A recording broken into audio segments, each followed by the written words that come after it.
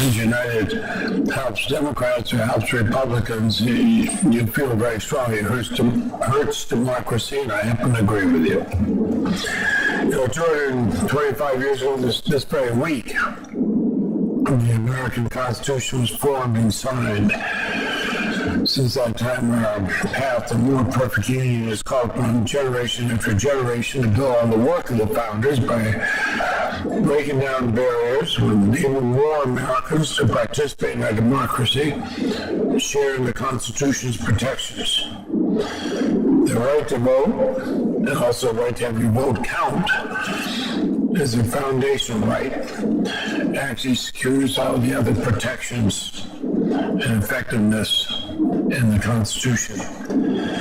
But on the eve of an important national election, I'm concerned the recent Supreme Court decisions have dramatically altered the balance of our democracy by finding new rights for corporations to influence elections, at the same time allowing new barriers to the rights of individuals to vote. So we're going to examine some of these recent decisions and how it affects America's ability to vote. Almost every American has watched television over the last 2.5 years to see the effects of the Supreme Court Citizens United decision. I think few Supreme Court decisions in American history have been so corrosive for our political process. And remember, this was just 5 members of the court made this decision. 5 men. The same 5 men doubled down Citizens United. They summarily struck down a 100-year-old Montana state law barring corporate contributions. It was enacted after Montana, and we'll hear more about this, got tired of the copper barons basically owning the state, the government, and the judiciary. And I think these two decisions turn on its head the idea of government of, by, and for the people. And I'm concerned the same 5 justices disregard the evidence and a century of experience involving the power of money to corrupt elections will soon be reviewing lower court decisions. They examine significant evidence about the continuing need for the protections of the Landmark Voting Rights Act. 6 years ago, members of Congress, Republican and Democratic, stood together on the Capitol steps to reaffirm our commitment to achieving full Democratic participation by reauthorizing the Voting Rights Act. I was proud to stand with both Republicans and Democrats when President George W. Bush signed that bill. The committee played a key role, this committee played a key role in reinvigorating and reauthorizing that landmark law.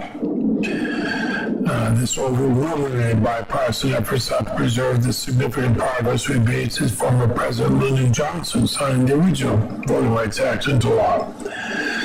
Last month, we reminded anew the continuing importance of the law.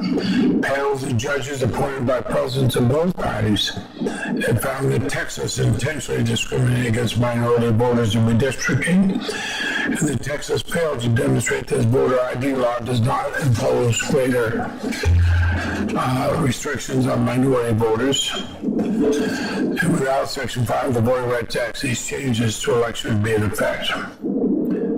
When Dr. Martin Luther King said that the arc of the moral universe is long but bends toward justice, he captured the steady progress we see in America, and we all want to see that continue. The foundation of the Constitution, we had the Bill of Rights, and after the Civil War, we transformed our founding charter to one that embraced equal rights and human dignity by abolishing slavery, guaranteeing equal protection of the law for all Americans, prohibiting racial barriers to the right to vote. We continue with the 19th Amendment's expansion, the right to vote for women, the 26th Amendment for younger people. The historic struggle for individual voting rights reached a crucial point on March 7, 1965, when state troopers brutally attacked and nearly killed John Lewis, now a congressman, and his fellow marchers who were trying to exercise their right to vote.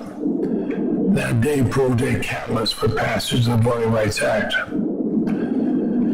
As Congressman Lewis recently reminded us, your vote is precious, almost sacred. It's the most powerful nonviolent tool we have to create a more perfect union.